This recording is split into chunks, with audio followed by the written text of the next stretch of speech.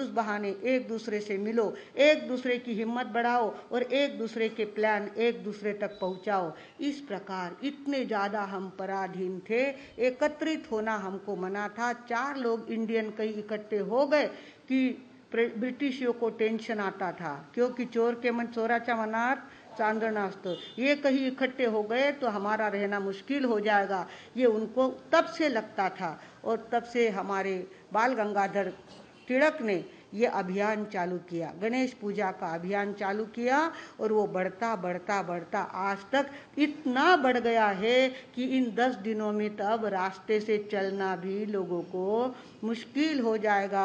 और दगड़ू सेठ हलवाई का गणपति तो इतना नाम पा गया है, इतना सोना कमा लिया है, इतना पैसा उसके पास इकट्ठा हो गया है कि कोई हिसाब नहीं। हमारा महाराष्ट्र ऐसा धार्मिक बाबत में बहुत भोला देश है, बहुत सीधा देश है, और उसमें भावना का बहुत जल्दी जागरण हो जाता है। भगवानो सुख करता दुख हरता, वार्ता विघ्नाची न उर्वी। जो सुख का करने वाला है, दुख का हरने वाला है, और विघ्न की वार्ता को न उर्वी, बचाता नहीं है, विघ्न की वार्ता को हमारे हाथ में देता नहीं है, परस्पर उसका निकाल लगा देता है। वार्ता विघ्नाची न उर्वी, पूर्वी प्रेम कृपा जयाची। और जिसका प्रेम हमको बहुत ज़्यादा सपोर्ट करता है और कृपा हमको शांति देती है, ऐसी आस्था आप सबके मन में गणेश के प्रति भरी है। याद रखें, हमारी यहाँ 2 परंपरा चली आती है, एक ऐतिहासिक परंपरा और एक पौराणिक परंपरा। पौराणिक परंपरा में तथ्य बहुत होता है, सत्य की कोई गारंटी नहीं होती, पर तथ्य बहुत ज़्यादा होता है। जैसे ब्रह्मा विष्णु महेश कहाँ थे, कहाँ से पैदा हुए? नहीं, ब्रह्मा यानी निर्माण, विष्णु यानी स्थिति, और महेश यानी विलय। तो विलय का प्रतिनिधित्व करने वाला शंकर, स्थिति का प्रतिनिधित्व करने वाला विष्णु, और निर्माण का प्रतिनिधित्व करने वाला ब्रह्म। इस तरह से हमारी यहाँ का ये आयोजन है। और इसको ही उत्पाद व्यय द्रव्य युक्तम सत जैन दर्शन के तत्वार्थ सूत्र में कहा गया है। उत्पाद व्यय द्रव्य युक्तम सत, उत्पत्ति स्थिति और विलय, इसी का नाम सत है। और इस सत को समझना, जानना और जीवन में उतारना जिंदगी का बहुत बड़ा काम है भगवानों। तो हमें देखना है, ये गणेश की स्थिति जो आती है ये चतुर्थी को ही आती है। गणेश कब आती है? चतुर्थी को ही आती है। और मैक्सिमम लोग पुणे के अंदर तो गणेश चतुर्थी करने वाले मिलेंगे, बाकी वैष्णव लोग तो करते ही होंगे, पर जैन लोग भी इतनी ज़्यादा चतुर्थी करते हैं और इतनी ज़्यादा उनकी आस्था इन बातों पे है। पर इसके मर्म को समझना बहुत जरूरी है कि हमारे जिंदगी की 4 अवस्थाएं हैं। हर एक जिंदगी में 4 अवस्थाएं होती है। पहली अवस्था होती है सुषुप्ति, सोने की अवस्था, सोना एक अवस्था। फिर उसके दूसरे में सोने के बाद क्या आता है? स्वप्न।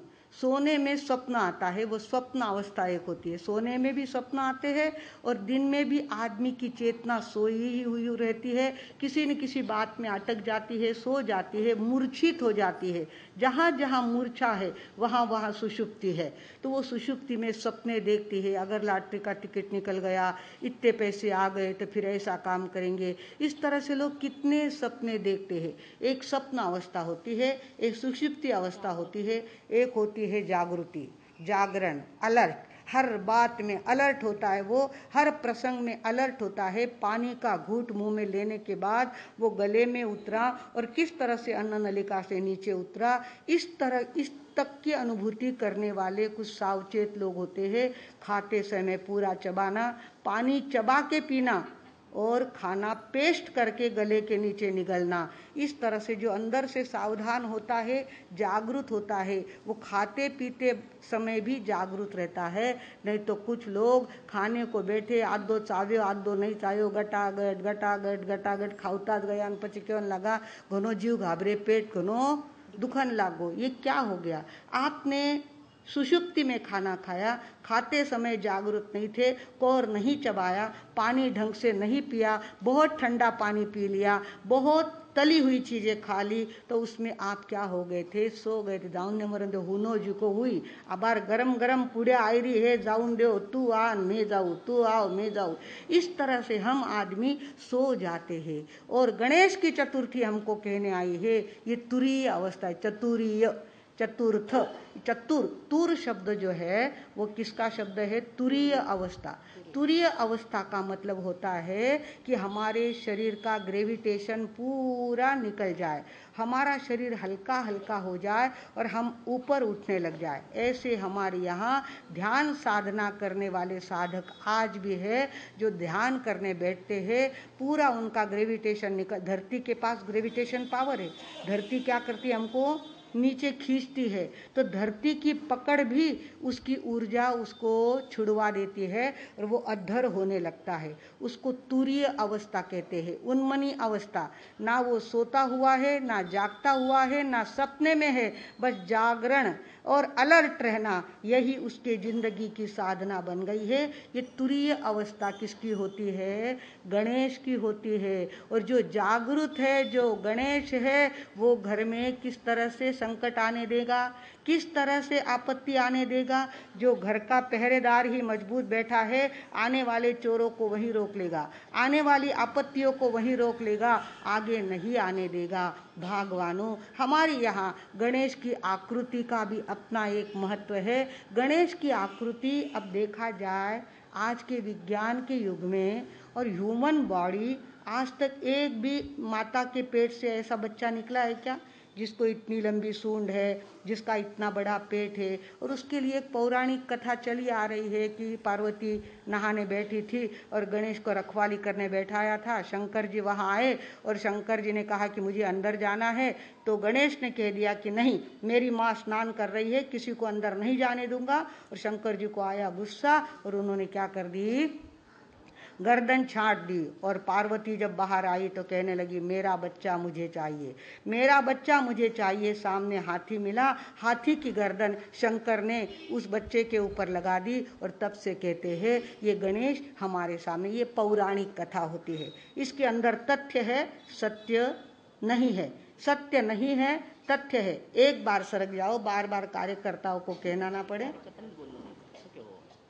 कार्यकर्ता भी आवाज ना करे।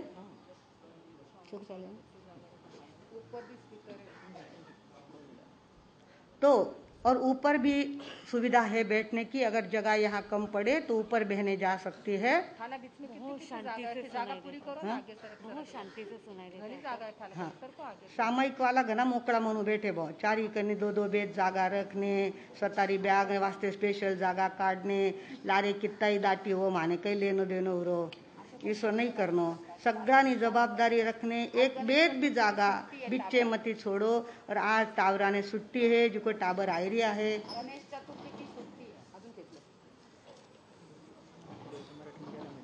नहीं पचो विदेश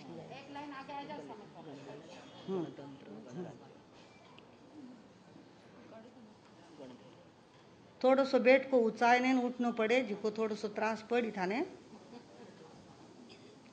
तो हम देख रहे थे गणेश के सर के धड़ के ऊपर हाथी के मुख की आकृति है, सूंड वाला गणेश, फिर वो दक्षिण मुखी, फिर वो डावा गणेश, उजवा गणेश, इस तरह से उसके कई प्रकार बताए गए हैं। ये हमारी मान्यताओं का प्रश्न है।